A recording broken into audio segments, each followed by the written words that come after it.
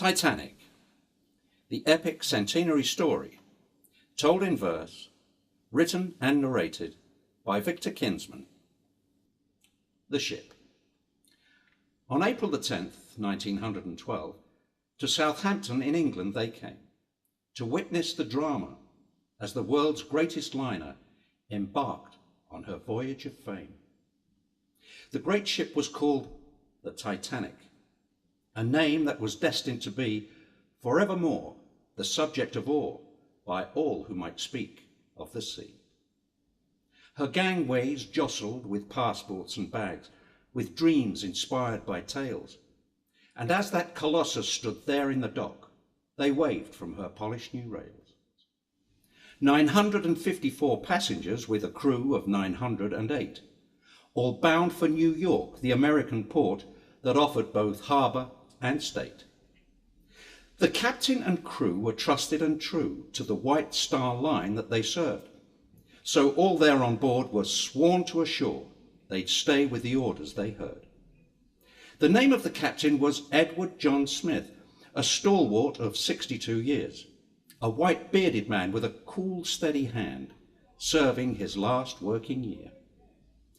The ship was a huge floating palace, 46,000 tons made of steel, from the Harland and Wolff Yard in Belfast, resplendent from funnel to keel.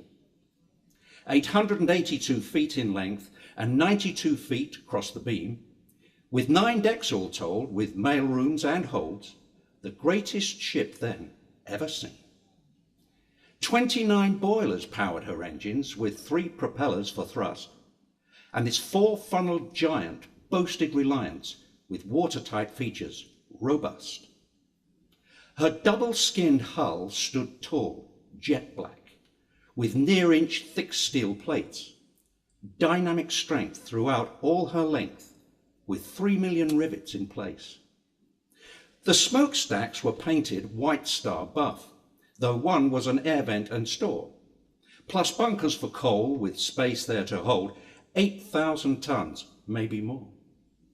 Some 20 new lifeboats were stationed on deck, though somewhat hindering views, but designers presumed they'd never be used, so they kept to a minimum few. Her grand upper decks with opulent cabins and staterooms with beau chandeliers played luxury host to the rich who could boast, mid champagne, photos and cheers.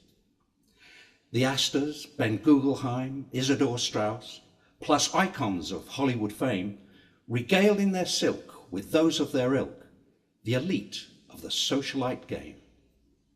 The guest list included the White Star director, Bruce Ismay, who planned the occasion, along with Titanic's designer himself, Thomas Andrew, with whom he'd liaison. And the relative wealth of those privileged people 100 years later is found in the fact that those first-class tickets today would cost £12,900. The ship's lower decks for second and third class were furnished with decor according, all highly aware that the price of the fare included the kudos of boarding. And hopefuls with courage in steerage compartments, brave migrants who sought liberty, having sold all their wares for their minimum fares, now sailed for the land of the free. The promenade decks led down panelled halls to the splendid veranda cafe, but her grandiose staircase surely won first place for maritime show and display. The Titanic's restaurants offered their menus with cordon bleu chefs and cuisine, with a la carte staff filling diners' carafes with fine wines and grenadine.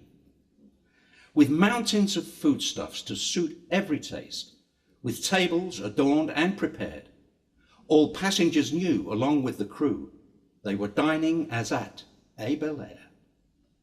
Gymnasium, libraries, cafes and bars, squash courts and beauty salons, swimming pools, Turkish baths, and in the ballroom, orchestras, dancing and song. And so, irrespective of status or rank, ship's company took their positions to play out their roles that soon would unfold in newspapers' special editions. And prior to reading of that maiden voyage, dear reader, please note what I say. The facts that I state, I only relate, having jettisoned myths on the way.